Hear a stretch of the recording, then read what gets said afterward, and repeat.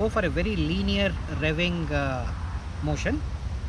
If you want to have a bit of fun, if you want to give a bit of sound bites to the people around you, if you just raise the throttle suddenly, it starts going pat pat pat pat pat pat pat pat. So the the use case is, if there is a cop around and I want to keep things a bit quiet, I am all decent and I am going at the lower revs where the thump is not very loud. But if I want to have a bit of fun, if I raise the throttle, the decibel levels suddenly shoot up. This is again something that I have felt. I don't know whether you agree with me or not. Yeah, guys, this is the same topic what we were discussing, I think, in one of the comments where I mentioned that this bike can be ridden slowly as well. And if you want to slowly like any other cruiser or like a Royal Enfield, but if you really want to rev it hard, it can be ridden as a naked street fighter also. So that's the topic what we were just touching upon. Yeah, that's right. Okay, next topic. I really like the dashboard. I really like the clock on this. Very simple, very minimal, gets the job done. All the information I want is there at a glance. I couldn't be happier, but scope for improvement. I wish. See, CB line comes with a bit of a heritage. It's a bike which has been around since 50s or 60s, whenever. I wish they would have tried to keep it a bit more period authentic and given us a dual clock, right?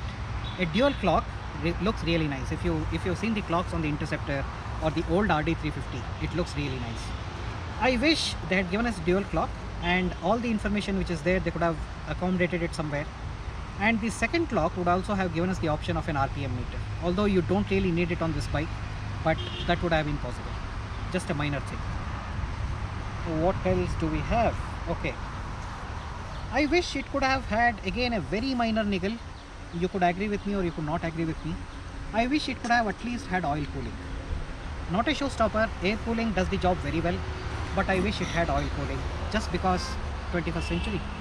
But Pradeep, on this point, this bike certainly has a provision to fit an oil cooler. Yeah, that's right. So guys, you see these two caps with two bolts here. So this is going to be your oil cooler inlet and outlet. So there, in future, if Honda decides to come up with an oil cooler, this is where it will get installed, and it will get fitted somewhere here so that the pipes will run into that. So yes, definitely there is a provision, but certainly at this point we don't see the need for the oil cooler because the engine isn't heating as much, so it's still comfortable. Right. The next point, in order to get to the toolkit, it's a real hassle. So I'm not sure if any of you know, just to get to the toolkit, what I have to do is, I have to pull my key out like this.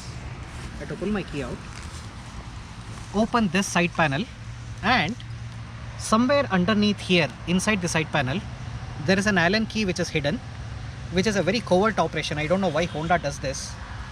And using that Allen key, I have to come all the way back here, open this Allen key at the seat, here, this Allen key. I have to lift the seat up, and tucked under the seat is the toolkit. Yeah, I don't know why so much hassle just to reach the toolkit. this is like little bit of a treasure hunt kind of a game. Exactly. I don't know why Honda, seriously, I don't know who thought of this design and who approved this design, seriously. Next one, again a very minor niggle. I would have liked the regular USB. You guys have given me the USB-C. Many other reviewers have covered this already. So yeah, I will not again keep on harping about this, but I wish I could have had the regular USB. Now, just because this is the case, I've had to buy that 500 rupees USB-C to regular USB converter just to be able to use my cables. But apparently the way of the future is all the mobile manufacturers of tomorrow are going to be bundling the USB-C type of cables. So hopefully this issue sorts itself out over time. What's the next one? Okay, this next one is a bit of a concern. So we already started noticing a little bit of rust in a couple of places. One place I cannot show you, unfortunately, but it was right here. So when I was actually putting in the number plates, there is a hole here where this rivet goes, right? And inside the hole, I could see rust. Inside the nut threading. Inside the nut. So basically there is one more place, guys, where I found rust. So you see this Allen bolt here on this small cover which is covering the fuel pump, fuel injection unit. So inside this I see some rust here. I hope you are able to see it. Yeah. Yeah. 2-week-old bike rusting, never a good thing, guys. Never a good thing. We guys tend to dump on Royal Enfield so much for their rust problems, but hey, apparently not all is good in the rest of the manufacturers as well, probably. Okay, the next one is again probably a bit more subjective. In my first couple of rides, when I was at 80 and I was at the 5th gear and the road was actually level, it was not even inclined or it was not going upwards like this, I really struggled to push the bike from 80 to 100 in the 5th gear. I kept revving it, gunning the full throttle, it kept reaching about 95, 97, it didn't touch 100. Maybe my weight is partly responsible for this, but having said that, in the last 2-3 rides I've been able to consistently and smoothly touch 100.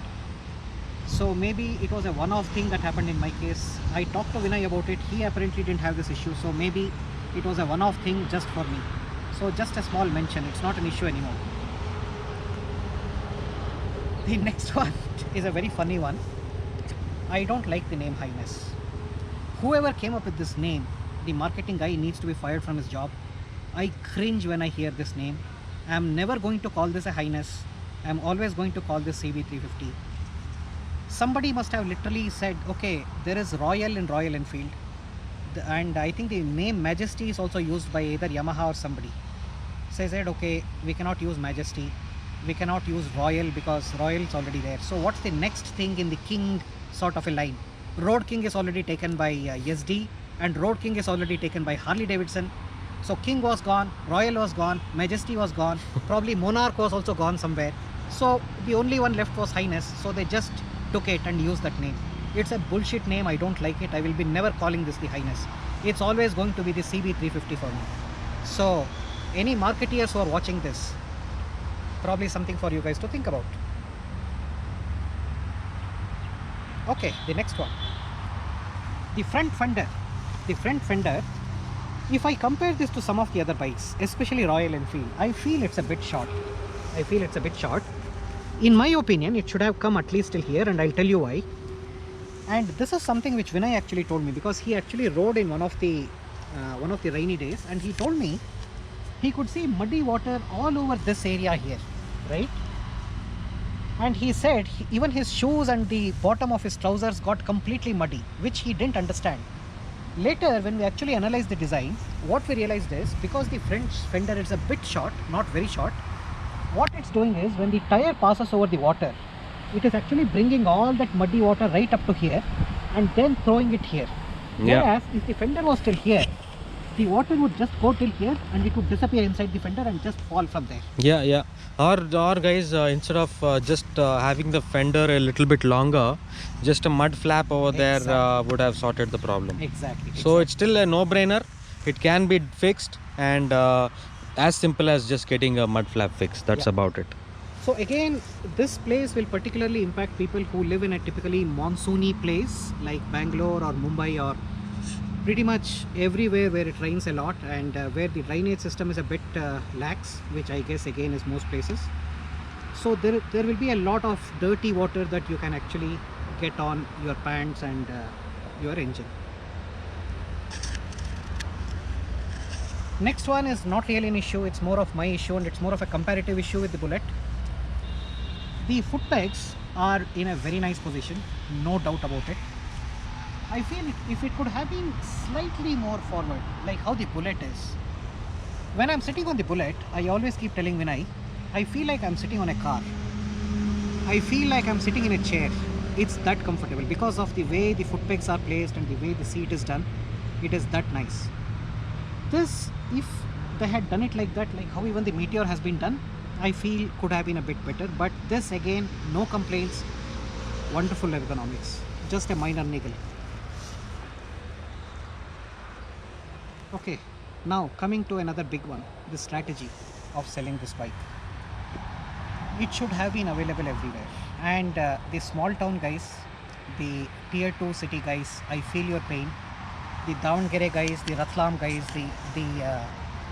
the Rourkela guys, the Varanasi guys, wherever you are sitting. I know it's a very nice bike. We really can't wait for all of you guys to have this. They should have made it available everywhere. It's a cheap bike. It's meant to be a cheap bike. It's meant to compete with Royal Enfield. I don't know why they're selling this bike in an outlet which is meant to sell the really expensive bikes. Unless the only reason is, like Abhinav said in one of his videos, it is to keep a bit of cash flow running in the investment made in the big wing, right? That's probably the reason. I don't like this strategy. Honda should really think about this.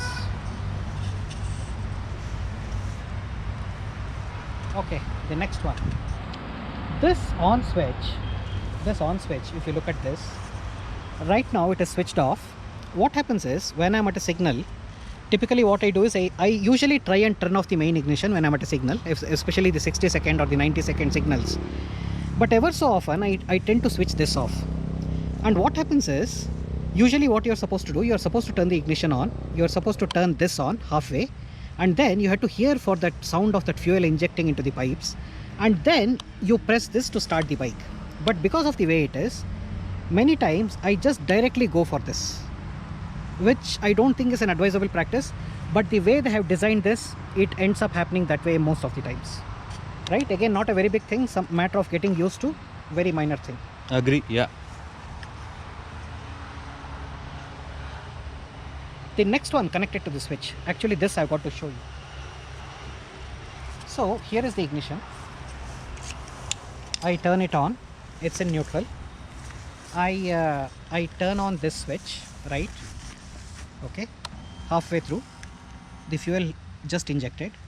Now watch this. Nothing happens. I have to keep it pressed.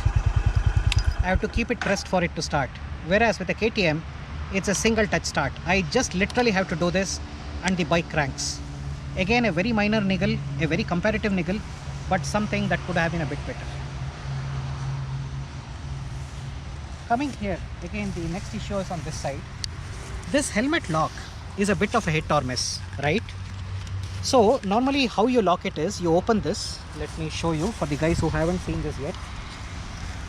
So this is the ignition key. If you just put it here and turn this thing comes off. And then what you're supposed to do is, if you have a double D ring helmet, one of the D's, mine is a fastener type strap, but if you have a double D, the D actually goes inside here, right? It goes inside here, and then you just press it here to lock and you pull out the key.